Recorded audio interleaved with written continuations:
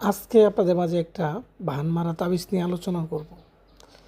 কিভাবে ভান মারতে হয় এবং কিভাবে ভানের তাবিজগুলো কাজ করে এই সম্পর্কে বিস্তারিত আপনাদের আমি বলবো এবং একটা ভানের তাবিজ আপনাদের মাঝে সুন্দরভাবে বুঝিয়ে দিব যে কিভাবে এই তাবিজটাকে প্রয়োগ করলে আপনাদের কাঙ্ক্ষিত শত্রুকে মাত্র 3 দিনের ভিতরে আপনারা খতম করতে পারবেন বা পঙ্গু করতে পারবেন। তো ভিউয়ার্স, যারা আপনার বিভিন্ন কবিরাজ তান্ত্রিকের বিষয়ে ঘুরতেছেন একজনকে ভান মারার জন্য বা শত্রুকে শেষ করার জন্য, কিন্তু কোনোভাবেই তা হচ্ছে না।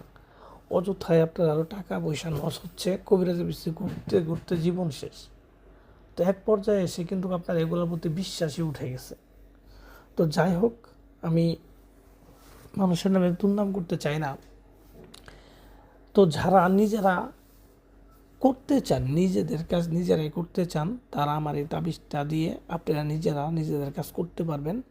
কিন্তু কথা হচ্ছে, আমি যেইভাবে বলবো বা যেই নিয়মে বলবো আপনারা ওই নিয়মে কাজগুলো করবেন।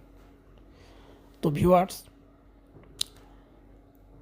অনেকে আছেন যারা কুফরি করতে চান না, কিন্তু আপনি যদি এগুলা কাজ করেন তাহলে কুফরি তাবিজ ছাড়া কাজ হবে না।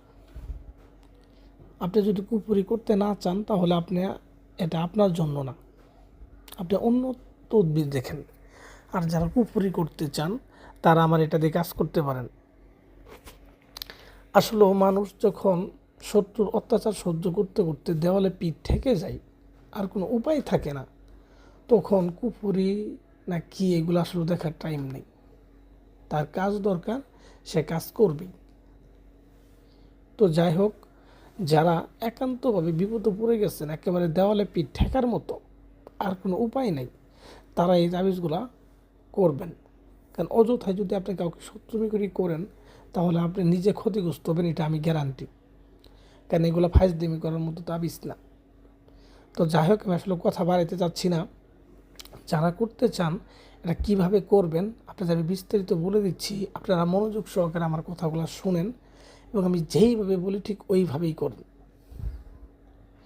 যেহেতু এটা কুফরি তাবিজ, আগে তাবিজটা ভালোভাবে দেখে নেন কোন জায়গায় কী লেখা আছে। তারপর যেহেতু এটা কুফরি তাবিজ, সেহেতু এটা করতে হবে যে কোনো শনি অথবা মঙ্গলবারের দিন। আর আপনাদের আমি বলবো আপনারা শনিবারের দিন করার চেষ্টা করবেন বেশি, এটা আমার পরামর্শ। শনিবার দিন করবেন এবং আপনি দেখবেন যেদিন কাজটা করবেন সেদিন রোদ আছে কিনা। বৃষ্টি থাকলে কাজটা করবেন না, রোদ থাকলে করবেন। দিন চড়া দিন আর কি, ওরকম দিনে করবেন। ঠিক দুপুরবেলা নিজের ঘরে বসেই এই কাজটা করবেন।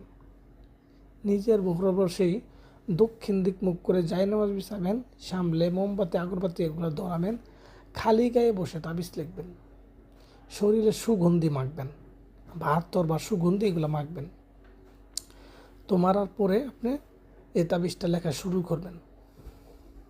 তারপর হচ্ছে তাবিজটা কীভাবে লিখবেন, কার মধ্যে লিখবেন।